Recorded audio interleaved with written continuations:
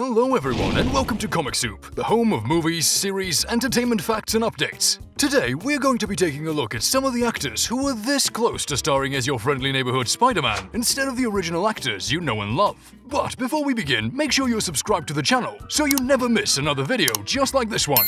Without further ado, here are 10 actors who almost played Spider-Man.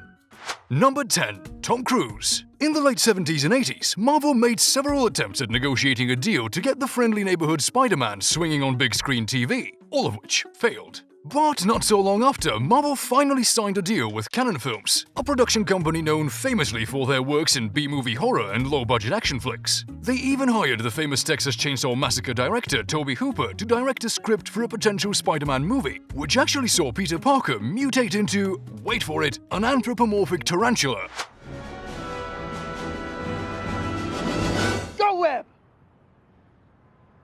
Fly! Tom Cruise turned down this project, not much surprise there. The clueless Cannon really wanted to make the deal, but Tom stood by his decision, and I'm sure everyone appreciates him for it. Imagine having a giant spider hero tarantula wrapping people in his web. Well, if you've watched The Lord of the Rings, you pretty much have an idea of where I'm going with this. Number 9. Michael Jackson. Yes, I am not kidding. At one point in time, the legend and king of pop Michael Jackson himself wanted to be our friendly neighborhood Spider-Man. It was revealed by Marvel forefather Stan Lee at the San Diego event in 2009. Stan dropped the bomb to a surprised audience that Michael Jackson once invited him to Neverland Ranch to ask him about producing a Spider-Man movie, where the king of pop stars as Peter Parker. The Spider-Man creator later revealed that Michael also tried to tempt him into a joint venture with an offer to buy Marvel Comics in the 1990s, but the idea didn't go through. We can't say for sure if Michael was serious or not, but one thing is certain. A Spider-Man that could take out villains with his fists and dance moves would have been worth watching 100%.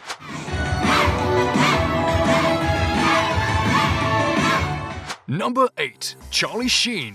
I know what you might be thinking because believe me, I find it hard to imagine a person like Charlie Sheen as your friendly neighborhood Spider-Man. But at one point, that could have been the case. Way back in the days when the actor had an office at Orion headquarters, he took the idea of creating a Spider-Man movie to the producers and opted to play the role of Parker, which to him felt the role fits perfectly. He urged them to give a green light on the movie before he got too old for the role, but the offer was turned down under the idea that comic book movies were not the future.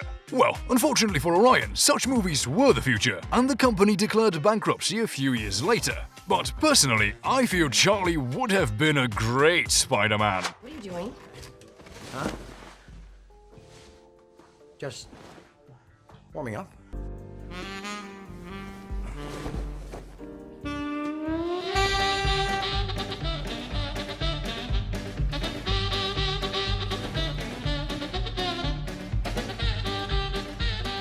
Hey, the context could still work, okay? Haven't you ever wondered what a Playboy Spider-Man would look like?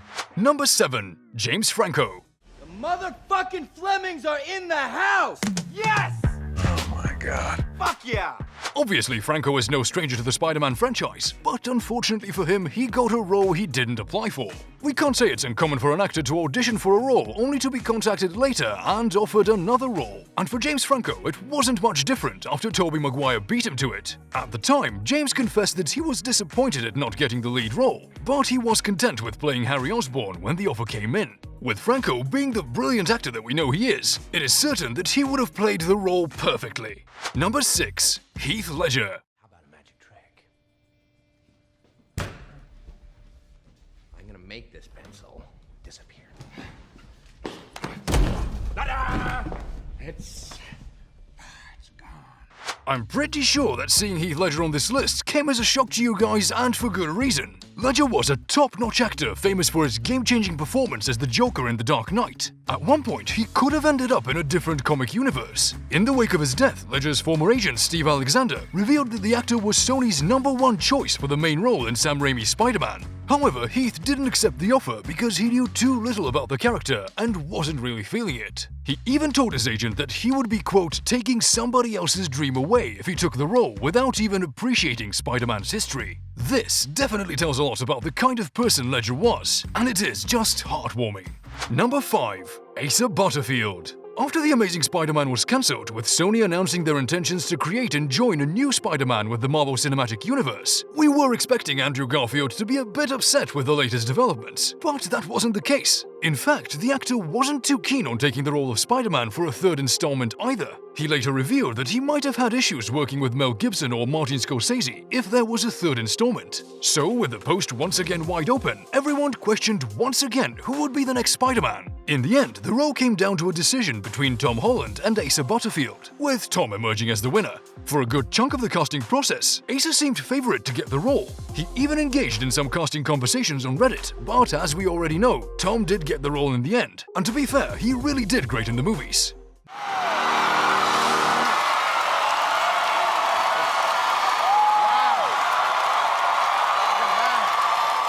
Number 4. Charlie Rowe. It is me, Charlie Rowe. Being serious about your body and your health is so important. Rowe might not be a famous household name, but multiple reports have it that he was the only actor besides Tom Holland to screen test twice next to Robert Downey Jr. That alone tells you how close he was to becoming the new Spider-Man in the Marvel Cinematic Universe. After reaching a landmark crossover agreement, both Sony and Marvel made it extremely clear that the next Peter Parker must be a young high school student with the age of 15 years. After numerous auditions, tapes, files, and in-person tests, both Marvel and Sony agreed on Charlie Rowe and Tom Holland. The studios eventually held a final testing between the two, and the role, or should I say the title of the new Spider-Man, was given to Holland. Yeah, it wasn't really a good feeling for Charlie, but the actor did congratulate Tom on Twitter. He even joked how he would have looked good as Spider-Man while tagging a picture of himself as a toddler in a Spider-Man costume. Like we said earlier, Charlie isn't really a household name, but he has starred in other movies like The Golden Compass, where he played Billy Costa. He is best known for his role in a short-time TV show called Red Band Society. We can't really say for sure if he would have been better than Tom, but if he made it that far, then we could have definitely seen a much similar experience with him. Who knows? Number 3. Jake Gyllenhaal. Pause. Sorry. Yeah, can you just fast forward to the end? Yep, stand by. Sam Raimi's Spider-Man was undoubtedly a hit after its launch, and just before Spider-Man 2 was about to go into production, Tobey Maguire sustained a terrible injury on the set of Seabiscuit. Speculations were raised on if he would even be able to recover in time to star as Spider-Man for the second installment. So in a desperate move to prevent any delays in the movie, Sony decided to recast the role, to which Jake Gyllenhaal was chosen to take Tobey Maguire's place in the event that he didn't recover on time.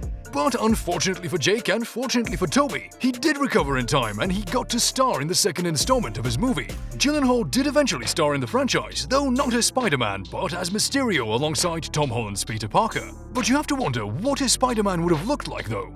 Number 2. Josh Hutchison. This was probably one of the most talked about auditions for the role of Peter Parker during the 2012 audition process for The Amazing Spider-Man, although the actor did end up in a different big-budget franchise that same year, where he starred as Peter in The Hunger Games. Hutchison, however, was very vocal about his wish to take up the mantle of Spider-Man from Tobey Maguire. In his words, "I grew up watching the originals. The originals, you know, the ones with Tobey Maguire. They came out when I was 10 years old. It's just an honor. It's really cool to be considered for that," he explained. Josh even created his personal screen test so that the producers could see him perform the role of Peter Parker. At least doing this could put him way ahead of the other auditions. Even up till now, Hutchison still admits he would be more than happy to take on the role of Peter Parker if the position ever opens. Obviously, he's not alone in that accord, because really, who doesn't want to be Spider-Man? Hope you're enjoying the video so far, but before we reveal our number 1 pick, here are a few honorable mentions.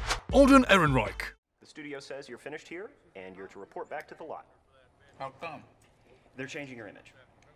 Okay.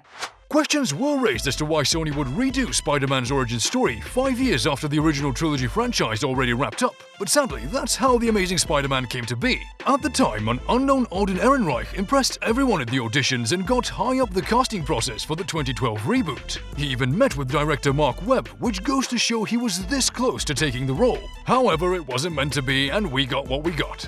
Frank Delane. During the development stage of The Amazing Spider-Man, Frank Delane was almost considered to take up the role of Peter Parker. Just like Ehrenreich, he also met with director Mark Webb to discuss the project even further. However, it didn't happen, and you guessed it, once again, we got what we got. The actor had previously worked in titles like Harry Potter and the Half-Blood Prince, where he played as Tom Riddle, before he got his big break on Fear of the Walking Dead as Nick. And now for our number 1 entry on this list. Number 1. Leonardo Dicaprio.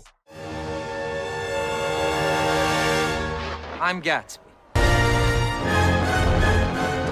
His smile was one of those rare smiles that you may come across 4 or 5 times. DiCaprio had been a long-time favorite for the role of Spider-Man by James Cameron. At the time, some rumors even suggested that he would be the next Spider-Man. The Oscar winner eventually admitted that he did meet with Cameron on the possibility of making it happen, but unfortunately for both of them and the millions of Spidey fans worldwide, the movie never made it past the planning phases. So, we the fans are left in this strange limbo of what-ifs when talking about what James Cameron's adaptation would have looked like. Fun fact, when Cameron was offered a $200 million budget to make Titanic, he didn't hesitate to bring DiCaprio on board with him, a decision that worked out extremely well for both of them. So, who knows what could have happened if Cameron had his way? And that's it for our video, guys. So what do you think? Which one of these actors do you think deserved to be Spider-Man? Share your thoughts in the comment section below. Don't forget to like this video and subscribe to the channel if you enjoyed the content. We will have more for you soon. Bon voyage!